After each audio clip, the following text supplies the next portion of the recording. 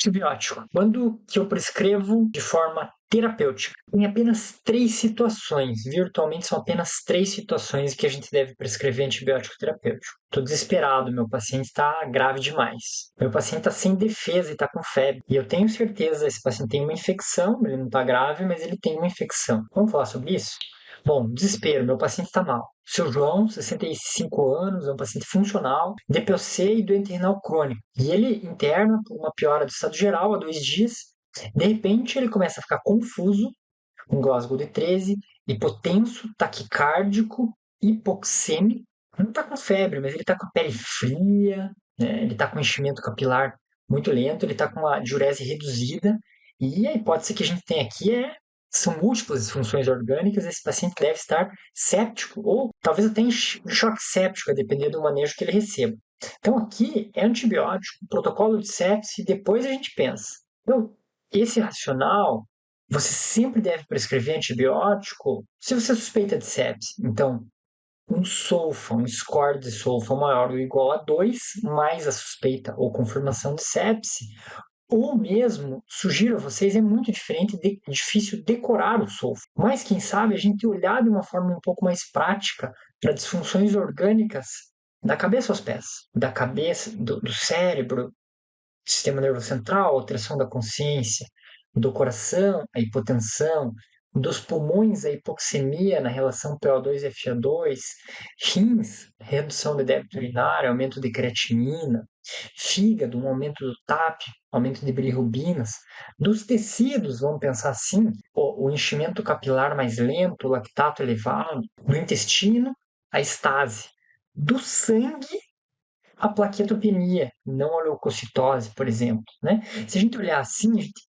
vai conseguir ver sempre, estar bem atento a disfunções orgânicas. Antibiótico, depois eu vejo.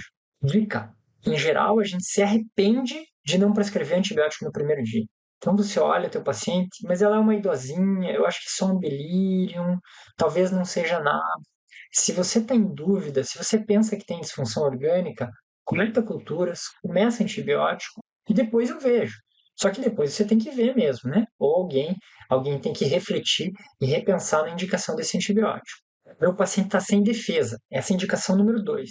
Então a Mariana, 35 anos, tem um tumor de mama e está em quimioterapia neoadjuvante, fez a última sessão há 12 dias e ela vem por febre e calafrios, sem mais nenhum sintoma, alteração do exame físico ou disfunção orgânica.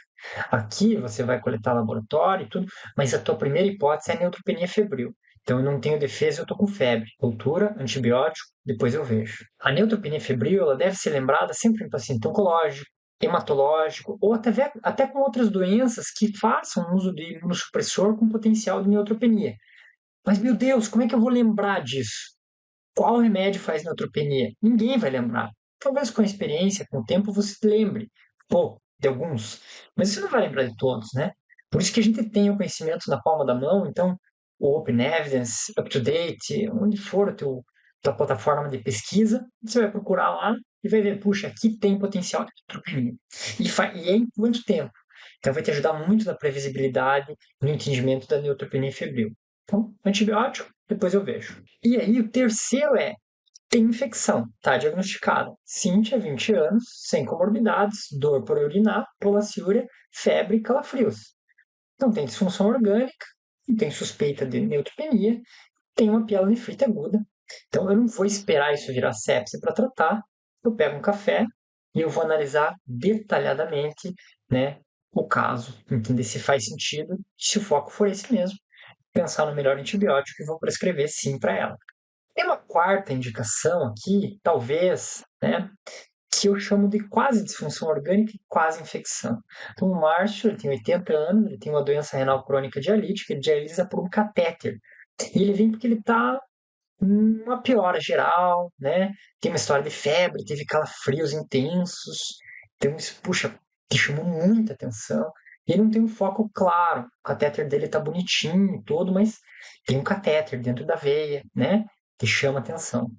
Ele tá um pouco mais taquicárdico, mas não tem disfunções orgânicas e laboratorialmente ele tá bem inflamado, PCR alto. leucocitose com neutrofilia. Então, aqui eu acho que é bem provável mesmo que ele tenha uma infecção de corrente sanguínea associada a catéter, e eu não vou esperar ele piorar, né? Ele também está quase aí, né? Tá inflamado, quem sabe ele piore rápido. Eu vou coletar culturas e vou começar antibiótico. Pego o café, analiso esse caso detalhadamente, junto todas as variáveis e vou concluir nesse caso que provavelmente eu vou precisar de antibiótico. Não são indicações de antibiótico terapia quando são achados de forma isolada, então o famigerado hemograma infeccioso, né?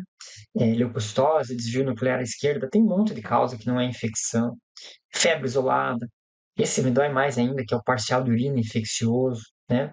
E o PCR elevado, isso chama atenção, você olha, você sente que tem alguma coisa acontecendo, né? Provavelmente, mas não te indica infecção necessariamente, muito menos tratamento. E o que eu faço, né? Teu paciente tem febre, não tem disfunção orgânica, não tem neutropenia, ele tem só um PCR elevado, ou ele tem uma leucocitose isolada. A pergunta é, será que isso é uma infecção? Então eu vou fazer um rastreio infeccioso. E aqui, rastreio infeccioso não é raio-x de tórax, parcial de urina e hemograma, né? Ou hemocultura que seja. Rastreio infeccioso é conversa detalhada com o paciente. Então é perguntar: você tem tosse, tem catarro, tem dor para urinar, tem diarreia, né? Você tem algum dispositivo, um catéter duplo J, um catéter totalmente implantável, o que quer que seja, e olhar para ele com cuidado, com a lesão de pele, flebite, sopro cardíaco. Então, rastreio infeccioso não é parcial de urina, urocultura e raio-x de tórax, é conversa. E o exame complementar nesses casos? Continua sendo complementar, né? Então, o PCR, o hemograma, eles ajudam a gente a perceber uma inflamação.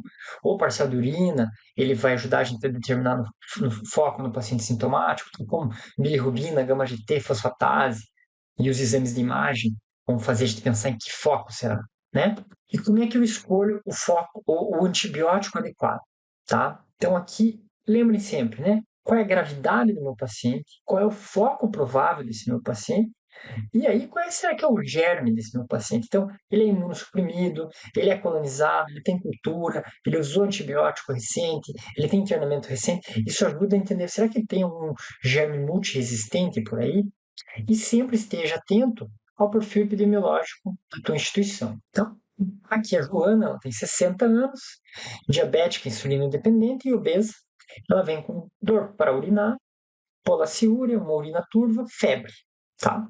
E há 3 semanas ela internou por uma infecção urinária e ela usou aqui ciprofloxacina por 7 dias e ela acabou coletando uma cultura de controle recente e veio lá uma Escherichia coli, produtora de SBL, que era sensível apenas a meropenem. O antibiótico é meropenem. Claro, obviamente que não tem alergia medicamentosa nem nada associado.